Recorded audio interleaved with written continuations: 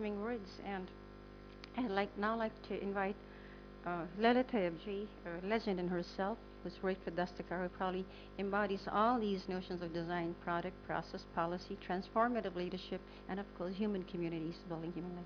Laila ji.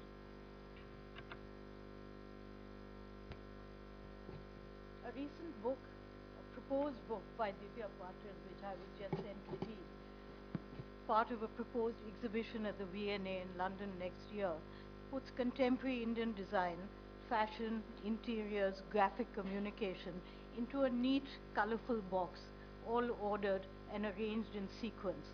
Of course, Indian design, like Indian life, isn't like that. India is a huge, messy, chaotic, multi-layered country with everything going on at different tangents. No sooner do you come to one conclusion than you discover something that completely contradicts it.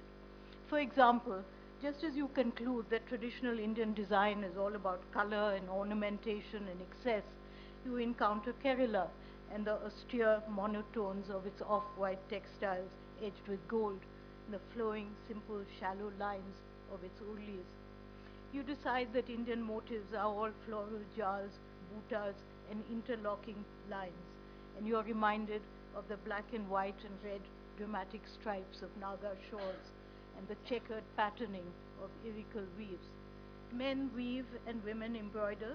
In Kashmir, the men embroider, and in Assam, the women weave, and so on and on. Another almost universally accepted truism is that design is the diametric opposite of science, a rather frivolous fringe activity fit only for girls looking for husbands. Parents urging their sons to go into engineering or medicine shudder at the thought of fashion, or that he might opt to be that effete object, a designer. It escapes the average layman that every surgical instrument and piece of medical equipment needs to be designed in order to fulfill its function, and that engineering and design are practically twin brothers. For the layman, design means surface ornamentation, making things look pretty. Wrong, wrong. I think it was Steve Jobs who said, design is not just what it looks like and feels like, design is how it works. Then you come to craft. People in my sector are divided into purists who think that Indian craft is a sacred stream that has never deviated from its Vedic roots, despite an occasional twist or buffet, thanks to the influence of the Mughals or British, and who shudder that modern designers, by turning tradition into market-led product, are polluting that pure stream. The other lobby feels that Indian craft is static, boring and repetitive, and that only the injection of contemporary art school-led Western design can transform it into something relevant.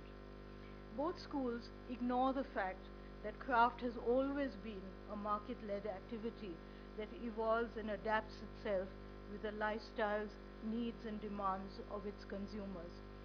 We may think that all Kachi embroidery is the same generic mirror work, but actually every one of the half dozen tribal communities in that area has its own distinctive motive and stitch directory. A Rabari embroiderer can date a piece within a decade by the colors, motives and placements and the raw materials available at that time.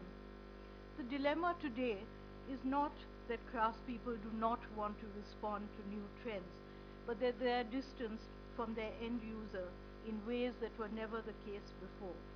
Therefore, they find it difficult to understand and keep up with the pace of change, and urban designers are similarly distanced from the craft tradition, a divide that both technology and urban design can bridge. Similarly, the choice is not an either-or of technology or handcraft. Each has its place and purpose, and a linking of both would create an exciting and necessary dynamic. These days, a huge debate is on regarding powerloom versus handloom, with many movers and shakers, including bureaucrats and politicians, affirming that handloom is irrelevant and dead, a sunset industry, as one very senior bureaucrat said to me recently. A fact, by the way, not validated by any market survey. In actual fact, sales of the handicraft and handloom sector increase by 18 to 20% each year. It is a niche market, but it's a growing one, internationally as well as nationally.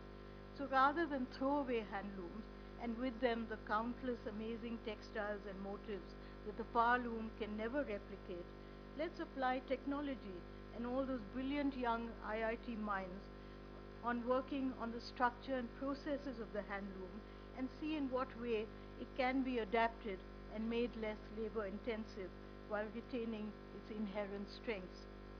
A weaver in Kanchipuram has just won an award, in fact, for adapting his loom so he can operate it single-handedly rather than requiring an additional trained apprentice.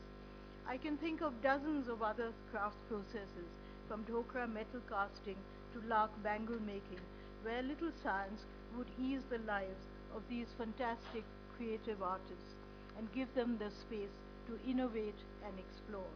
This goes from processing of raw material to developing appropriate packaging for the finished product.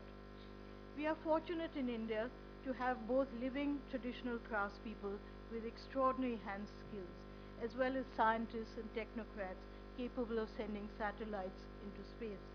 Both sectors have some of the liveliest minds and talents. Alas, the two seldom meet.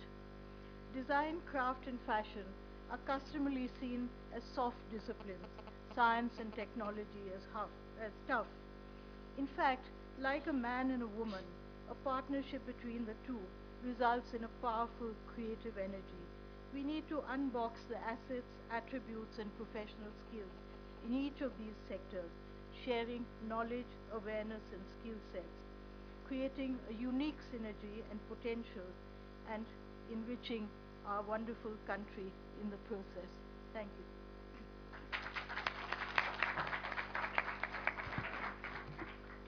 Thank you, Laila.